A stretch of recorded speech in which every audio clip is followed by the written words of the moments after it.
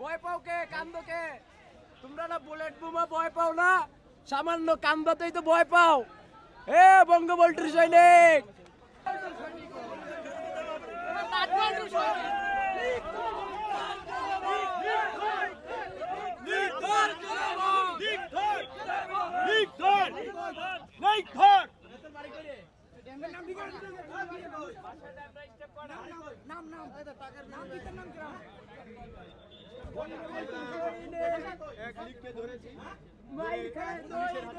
কোথায় আছো বলার পরে ওর সাথে কৌশল অবলম্বন করে ওকে চুক্তির টাকা দেওয়ার কথা বলে 3000 টাকা চুক্তি হয়েছিল।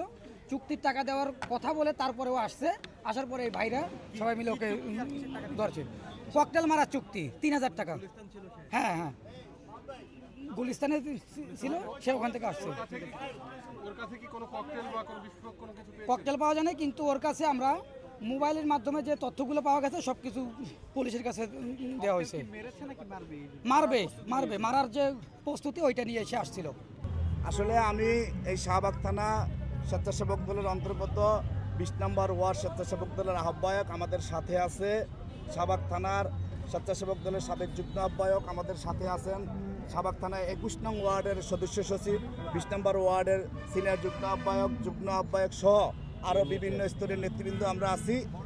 আমরা আসলে এই ফ্যাসিস্ট যে হাসিনা, তার অত্যাচার এই 15 বছর 16 বছর বাংলার জনগণ দেখছে এবং সর্বোচ্চ ত্যাগ এবং সর্বোচ্চ নির্যাতনের শিকার হয়েছে বাংলাদেশ জাতীয়তাবাদী দলের নেতাকর্মীরা।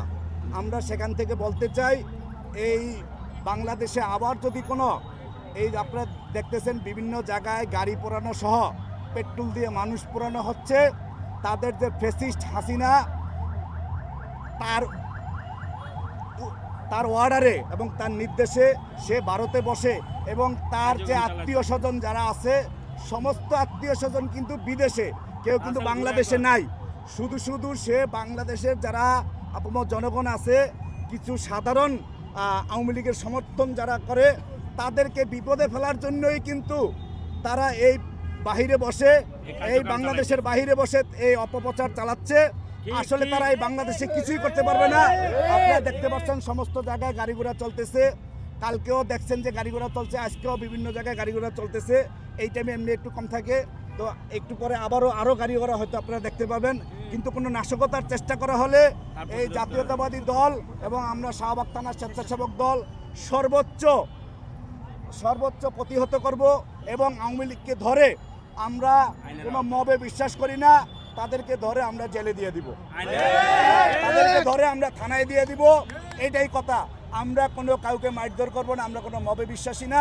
জাতীয়তাবাদী দল আমরা তাদেরকে ধরে পুলিশ আছে, পুলিশের কাছে আইনের কাছে সোপর্দ করব। আসলে তারা ডাকছে, কিন্তু সকাল থেকে আসার মতন তাদের কোনো নেতাকর্মী কিন্তু নাই।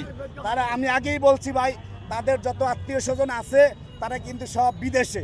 বাংলাদেশে যারা আছে তারাও বোঝে যে তারা বিদেশে তাইকা আমাদেরকে ব্যবহার করার জন্য, আমাদেরকে বিপদে ফেলার জন্য এগুলো করতেছে। তাই বাংলাদেশে কেউ এই নাইমা এই ধরনের অকারেন্স তারা করবে না, তারা বোঝে।